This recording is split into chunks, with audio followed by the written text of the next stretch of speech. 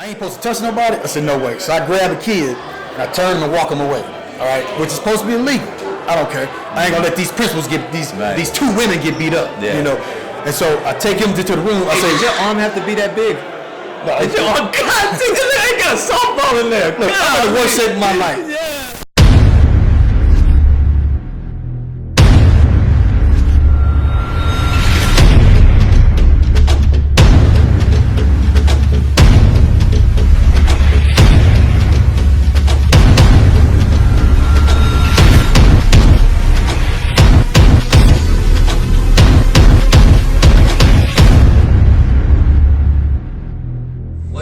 Craziest things that we did as kids.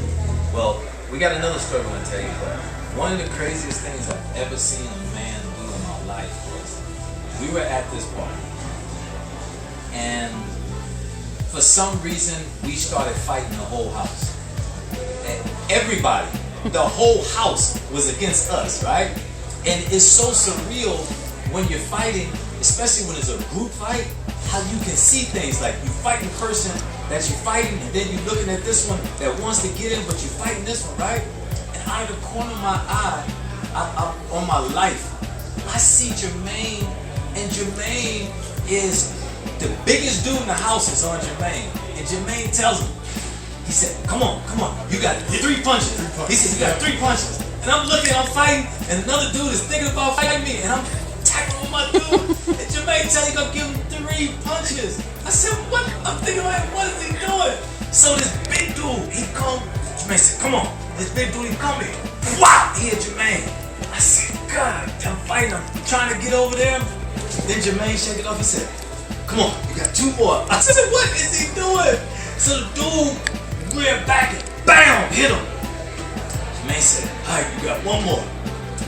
I don't know what the dude was thinking. The dude hit him again. Bow! Then Jermaine said, my turn. He picked the dude up, he slammed him up against the wall, and I don't know what it was. When he went to punch him, he punched through the wall.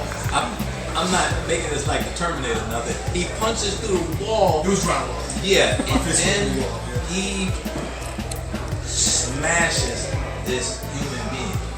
And to this day, I've been around tough guys. Excuse my language, I'm not bragging, but I've been around killers, murderers, everything. Slept good every night. But that night, I don't know what was in him, but he smashed this young man. This young man had plenty of opportunity to leave. He had 3 hits. I don't know what happened to the kid, but it was. None of us, but we got out of there. Yeah, we got out of there.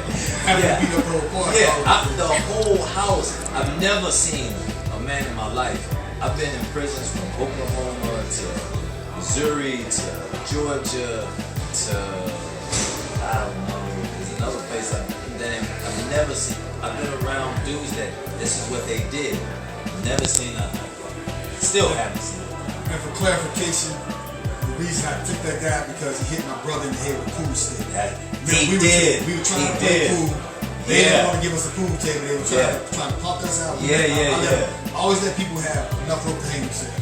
And they finally got to that, and the dude threw a bottle at me, hit my brother in the head with a pool stick. So then I slapped him, and then that's when I told him, you get 3. And then I'm taking you out, because I knew where I was at. But since your boy gonna put me out there like that, craziest things we ever done is on. Alright, now you know, like I say, the great thing here is what you see is what you get. This is a genuine, Jabari is genuinely what you see, what I say about him, super nice guy, always trying to do the right thing. And I always, like you say, I try to protect him, not just from everybody else, but even from us, from our crew, because the rest of our crew, we were crazy. If our other boys went to jail, that's too bad. Even if one of us ended up getting, beat up or tore up, we just had revenge. I didn't feel sorry for them. But your boy was really trying to do the things the right way. He was trying to get his grades right. He was trying to go to college, all that kind of stuff that we were pretending that we were trying to do. We was just trying to have fun. So I always try to keep him protected, but we were in his car. Now look, he's the first one to have a car, only one to have a car in high school. He would drive, you get up at 4 in the morning, drive to one point of St. Louis, pick up one of us, drive to the other point of St. Louis, pick up another, then come get me, then drive us all to school. So he drive 2 hours, pay for all the gas. Oh, wait a minute. And one time we got pulled over, somebody pumps up, excuse my language for the kids, fuck the police. While we get pulled over on the way to school. I'm sorry. That it wasn't me. I ain't gonna point no toes, elbows. Oh, they not here today? Oh, they here. That was my fault. So, but moving along to what he did.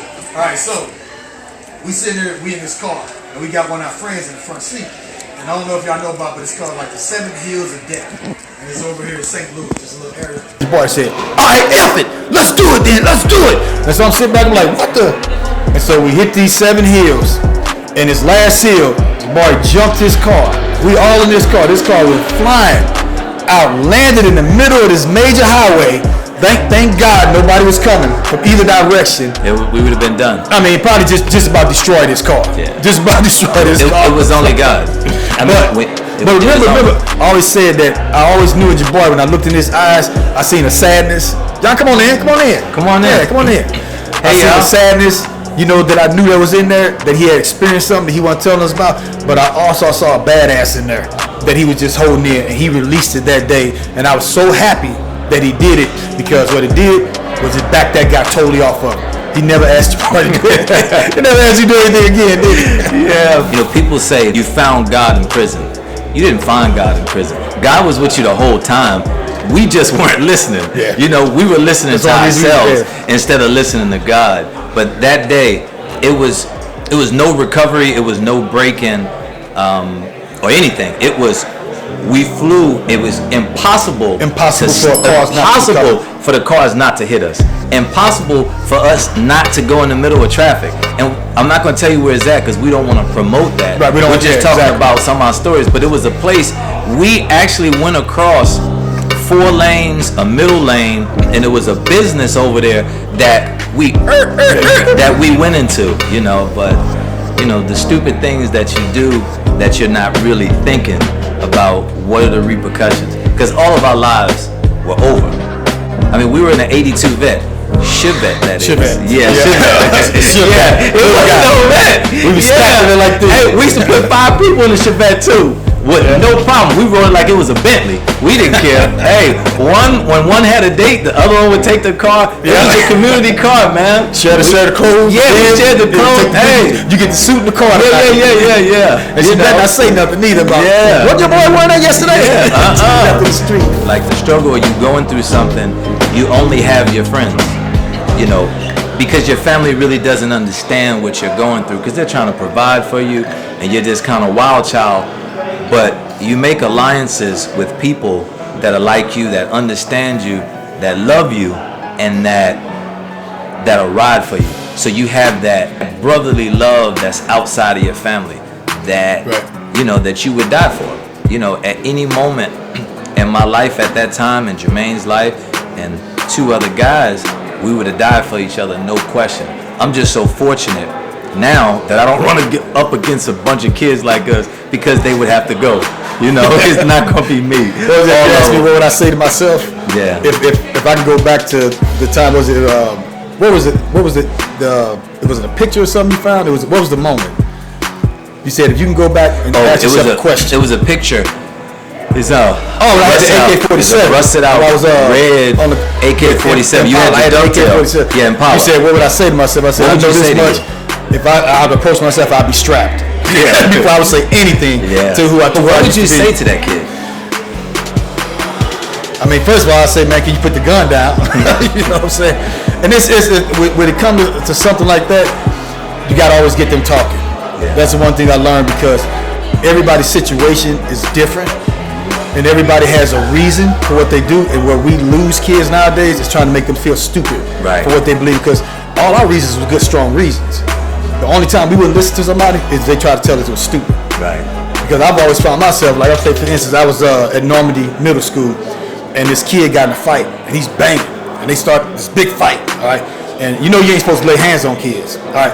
There's about 40 kids fighting in this hallway. I see a principal and a little security guard, females. The principal getting yanked in everything, the security guard getting yanked in everything, right? So I'm saying, I ain't supposed to touch nobody? I said, no way. So I grabbed the kid, and I turned him and walked him away, all right? Which is supposed to be illegal. I don't care. I ain't gonna let these principals get these 2 women get beat up, And so I take him to the room. I say, did your arm have to be that big? Oh God, they got a softball in there. Look, I'm in the worst shape of my life. Yeah. Before I lose the train of thought, I lose it quick. Okay. So I take the kid in the room and I said, man, look, you shouldn't be fighting. You already on the expulsion list, because I was in a special program with kids get ready to get expelled, trying to stop him. And I said, why are you doing that? He said he hit my girlfriend, man. And everybody's like, well, that doesn't matter. I said, hold on, stop. I said, you more man than me, because I probably would have shot him over there. And he looked at me, and I got his attention. And I said, because I was honest with him. I said, man, even today if somebody's hit my girl, it'll be honest. Look, but let's go over what's going to happen when you do that. Is there another way we can work with it? He said, I'm listening, sir. And I want him over like that, because I didn't just say, I didn't not listen to him. You connect. That's people, this dude hit my woman. I don't care. You shouldn't be fighting in school. This and that. You ain't listening to me. He hit my woman, man. Right. I gotta stay. That's chivalry. That's everything. I gotta stay. If you can't stand up for your woman, how you gonna stand up for your kid? How you gonna stand up for? So I think if we listen to them, ask them questions, and let them answer, we'll see a lot of things that we can connect with them, and we admit to the truth to them, and then show them a better way, which is what we try to do. Yeah. The commonality. I think when you came in, you didn't come in judging. Right. You came in with open arms. Yeah. Like, hey, what's going on? Instead of saying, oh, you're going to do this, the punishment and everything else. And that's what a lot of our people, when they're in situations like, you can have sometime the worst kid, but you never listen to that kid. Yep. You never listen to that kid, and you don't know what that kid went through. Like our counselor that's here, she didn't know that I lived in a crack house. She just saw what was on paper, right? And she could have cast me to the side, but she brought me in her office and took the time with me. Sometimes that's all it takes, is that somebody cares about you and cares enough to listen to you. Because you only see the surface, of what somebody's going through and how they're reacting to certain things.